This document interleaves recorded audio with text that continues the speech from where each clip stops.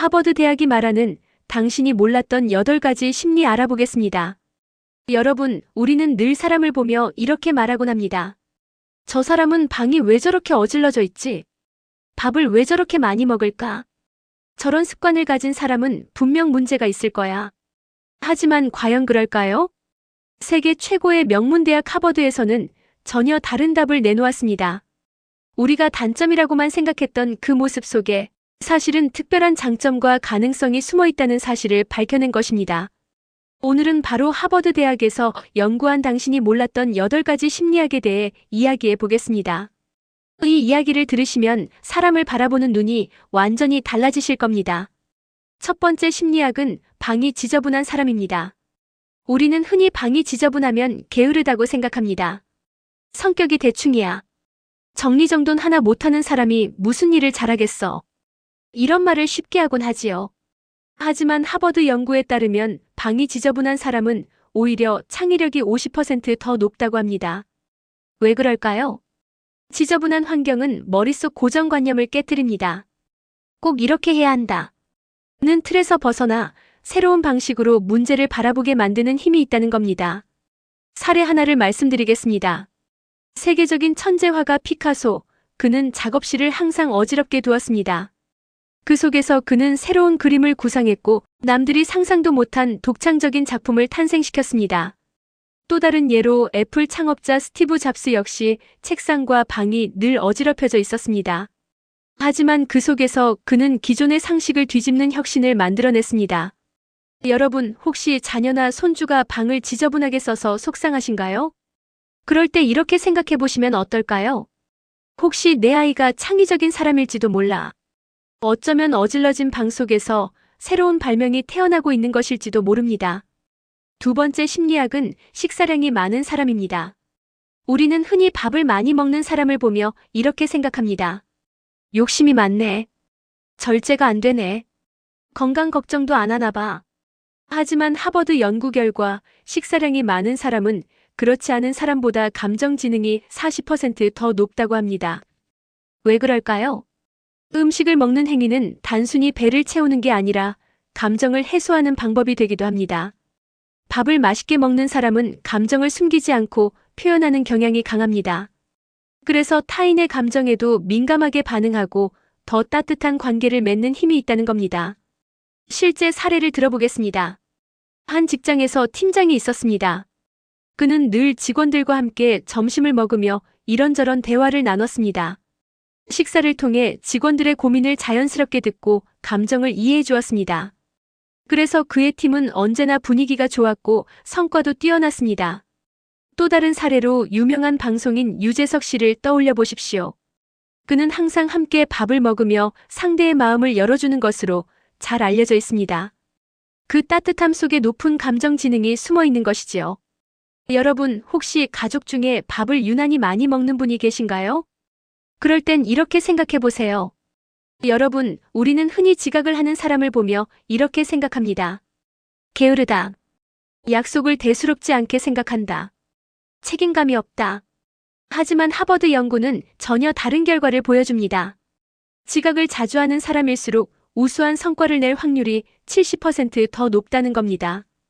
왜 그런 걸까요? 지각을 하는 사람들은 시간관념은 약할지 몰라도 머릿속에는 늘 새로운 아이디어와 생각들이 가득 차 있습니다. 그들은 규칙을 지키는 것보다 창의적인 해답을 찾는데 더 집중하는 경향이 있지요. 사례를 들어보겠습니다. 어느 회사에 늘 늦게 출근하는 직원이 있었습니다. 동료들은 불만을 터뜨렸지만 그 직원은 누구보다 뛰어난 성과를 냈습니다. 새로운 기획을 해내고 문제 상황에서 누구도 떠올리지 못한 해결책을 내놓았습니다. 상사는 결국 이렇게 말했습니다. 시간은 좀 늦어도 그는 늘 성과로 보답한다. 또한 역사적으로도 위대한 과학자와 예술가들 중에는 시간 약속에는 약했지만 인류에 남을 업적을 남긴 이들이 많았습니다. 그만큼 지각은 무책임이 아니라 때로는 몰입과 창의성의 결과일 수 있다는 것입니다. 네 번째 심리학은 걸음이 빠른 사람입니다. 우리는 보통 걸음이 빠른 사람을 보면 성격이 급하거나 예민하다고 생각합니다. 저 사람은 왜 늘 쫓기듯거릴까? 하고 말이지요. 하지만 하버드 연구 결과 걸음이 빠른 사람은 심장이 튼튼하고 기대 수명이 더 길다고 합니다. 왜냐하면 빠르게 걷는 것은 단순한 습관이 아니라 몸이 가진 리듬과 에너지의 표현이기 때문입니다. 규칙적으로 빠른 걸음을 걷는 사람은 그만큼 심폐기능이 발달해 있고 자연스럽게 운동 효과를 누리며 건강한 삶을 이어가고 있다는 뜻이지요. 사례 하나를 들어보겠습니다. 한 노인이 있었습니다. 그는 늘 빠른 걸음으로 마을을 걸어 다녔습니다. 사람들은 왜 저렇게 급하게 다니실까? 하고 수군댔지만 그 노인은 90세가 넘도록 건강하게 장수했습니다. 의사는 말했습니다. 빠른 걸음이야말로 그분의 최고의 운동이었습니다. 여러분, 혹시 주변에 늘 빨리 걷는 분이 있나요? 그 모습을 보고 성격 탓만 하지 마시고 이렇게 생각해 보십시오. 저 사람은 아마도 심장이 튼튼하고 오래 살 사람일 거야. 여기서 잠시 여러분께 여쭙고 싶습니다. 여러분은 오늘 말씀드린 사례 중 어디에 해당되시나요? 혹시 지각이 잦으신가요? 아니면 걸음이 빠르신가요? 5번째 심리학은 글씨를 빨리 쓰는 사람입니다. 여러분, 누군가 글씨를 쓸 때 유심히 보신 적 있으신가요? 어떤 사람은 한 글자 한 글자 또박또박 천천히 쓰고 어떤 사람은 마치 달리듯 빠르게 써내려갑니다. 보통 우리는 글씨를 빠르게 쓰는 사람을 보며 이렇게 생각합니다. 성격이 급하네. 대충 쓰니까 글씨체가 엉망이구나. 하지만 하버드 연구에 따르면 글씨를 빨리 쓰는 사람은 그렇지 않은 사람보다 정보 처리 능력이 뛰어나다고 합니다. 왜냐하면 빠르게 글씨를 쓰는 사람은 머릿속에서 떠오르는 생각을 놓치지 않고 바로 옮기려 하기 때문입니다. 즉, 두뇌가 활발히 돌아가고 있다는 증거이지요. 실제 사례 하나를 들어보겠습니다. 한 대학 강의실에서 교수님이 질문을 던졌습니다. 학생들이 생각에 잠긴 사이 어떤 학생은 이미 노트에 답을 빠르게 적어 내려가고 있었습니다. 글씨체는 삐뚤빼뚤했지만 핵심은 정확했습니다. 교수님은 말했습니다. 이 학생은 글씨는 정돈되지 않았지만 사고 속도와 이해력은 누구보다 빠릅니다. 여러분, 혹시 자녀나 손주의 글씨가 빨라서 걱정되시나요? 그렇다면 이렇게 생각해 보십시오. 이 아이는 머릿속 생각이 넘칠 만큼 활발하구나. 글씨체보다는 그 안에 담긴 열정과 두뇌 회전을 칭찬해 주는 게 더 큰 힘이 될 겁니다. 6번째 심리학은 외로움을 많이 느끼는 사람입니다. 외로움 참 힘든 감정이지요.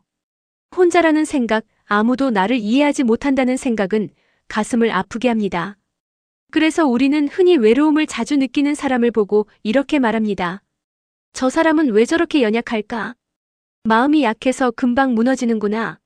하지만 하버드 연구는 정반대의 결과를 내놓았습니다. 외로움을 많이 느끼는 사람일수록 집중력이 가장 강하다는 겁니다. 왜 그럴까요? 외로움을 자주 느끼는 사람은 혼자 있는 시간이 많습니다. 그 시간 동안 깊이 몰입하고 한 가지에 집중하는 힘을 키우게 됩니다. 그래서 때로는 큰 성과를 내기도 하지요. 사례를 말씀드리겠습니다. 세계적인 과학자 뉴턴, 그는 어린 시절 외로운 시간을 많이 보냈습니다. 그 외로움 속에서 사색에 잠겼고 결국 만유인력의 법칙을 발견했습니다. 또한 수많은 작가와 예술가들이 외로움 속에서 걸작을 탄생시켰습니다. 혼자만의 시간을 통해 깊은 사유와 몰입을 이뤄냈던 것입니다. 여러분, 혹시 지금 외로움을 많이 느끼고 계신가요? 그렇다면 이렇게 생각해 보십시오. 내가 약해서가 아니라 집중할 수 있는 힘을 키우고 있구나. 외로움은 때로는 삶을 무너뜨리지만 때로는 큰 성취로 이끌어주는 원동력이 되기도 합니다. 7번째 심리학은 자주 우는 사람입니다. 여러분, 눈물을 자주 흘린다고 해서 모두 약한 건 아닙니다. 많은 사람들은 울음을 참는 것이 강하다고 생각하지만 하버드 연구는 전혀 다르게 말합니다. 자주 우는 사람일수록 마음을 치유하고 스트레스를 해소하는 능력이 높다는 겁니다. 왜냐하면 눈물은 단순한 감정 표현이 아니라 몸과 마음을 치유하는 자연스러운 작용이기 때문입니다. 눈물을 흘릴 때 스트레스 호르몬이 배출되고 마음이 가벼워집니다. 그래서 눈물을 참는 사람보다 솔직하게 흘리는 사람이 오히려 정신적으로 건강할 수 있다는 겁니다. 사례 하나를 말씀드리겠습니다. 한 남성이 있었습니다. 평생 눈물을 보이지 않았던 그는 가족 앞에서조차 감정을 숨겼습니다. 그러다 어느 날 큰일을 겪고 처음으로 펑펑 울어버렸습니다. 그 후 그는 한결 마음이 가벼워졌고 오히려 가족과의 관계도 더 가까워졌습니다. 눈물은 부끄러운 게 아닙니다. 눈물은 치유이고 회복이며 우리 마음을 다시 세우는 힘입니다. 8번째 심리학은 목표를 적는 사람입니다. 여러분, 머릿속으로만 해야지 하는 것과 종이에 직접 적어두는 것은 하늘과 땅 차이입니다. 하버드 연구에 따르면 목표를 적는 사람은 그렇지 않은 사람보다 목표 달성 확률이 무려 10배 이상 높다고 합니다. 왜냐하면 머릿속 생각은 금세 사라지지만 글자로 기록된 목표는 눈으로 확인할 수 있고 그때마다 다시 다짐하게 만들기 때문입니다. 사례를 들어보겠습니다. 어느 대학에서 졸업생들을 대상으로 20년 뒤 추적 조사를 했습니다. 목표를 구체적으로 글로 적어둔 학생들은 그렇지 않은 학생들보다 훨씬 높은 성취와 만족스러운 삶을 살고 있었습니다. 여러분, 혹시 아직도 목표를 마음속으로만 간직하고 계신가요? 오늘부터 작은 수첩이라도 꺼내어 직접 적어보십시오. 그 단순한 행동 하나가 인생을 바꾸는 출발점이 될 수 있습니다. 이제 정리해보겠습니다. 오늘 우리는 하버드 대학이 말하는 당신이 몰랐던 8가지 심리학을 살펴봤습니다. 첫째, 방이 지저분한 사람은 창의력이 더 높습니다. 둘째, 식사량이 많은 사람은 감정 지능이 풍부합니다. 셋째, 지각을 자주 하는 사람은 성과를 더 잘 냅니다. 넷째, 걸음이 빠른 사람은 심장이 튼튼합니다. 다섯째, 글씨를 빨리 쓰는 사람은 정보 처리 능력이 뛰어납니다. 여섯째, 외로움을 많이 느끼는 사람은 집중력이 강합니다. 일곱째, 자주 우는 사람은 마음을 치유하는 힘이 있습니다. 여덟째, 목표를 적는 사람은 목표 달성 확률이 높습니다. 여러분은 이 8가지 중 어디에 해당되시나요? 혹시 오늘 이야기 중에서 가장 공감된 부분이 있으셨나요? 여러분의 경험을 댓글로 남겨주시면 또 다른 분들에게 큰 힘이 될 수 있습니다. 그리고 여러분은 지금 어디에서 이 영상을 듣고 계신가요? 서울이신가요? 부산이신가요? 아니면 조용한 시골 마을이신가요? 댓글에 지역을 남겨주시면 서로 반갑게 인사 나눌 수 있을 겁니다. 오늘의 이야기가 마음에 와 닿으셨다면 구독과 좋아요 부탁드립니다. 여러분의 작은 응원이 저에게는 더 좋은 지혜와 명언을 준비할 수 있는 큰 힘이 됩니다. 짧게는 쇼츠로, 깊게는 긴 영상으로 앞으로도 삶을 바꾸는 지혜를 전해드리겠습니다. 함께 해주셔서 감사합니다. 여러분의 경험을 댓글로 남겨주세요. 그 이야기가 또 다른 분들께 큰 힘이 되고 함께 나눌 지혜가 될 수 있습니다. 저 사람은 감정을 풍부하게 느끼고 남의 마음에도 따뜻한 사람이구나. 먹는 모습만 보고 흉보지 말고 그 속에 담긴 마음의 풍요로움을 바라보시길 바랍니다.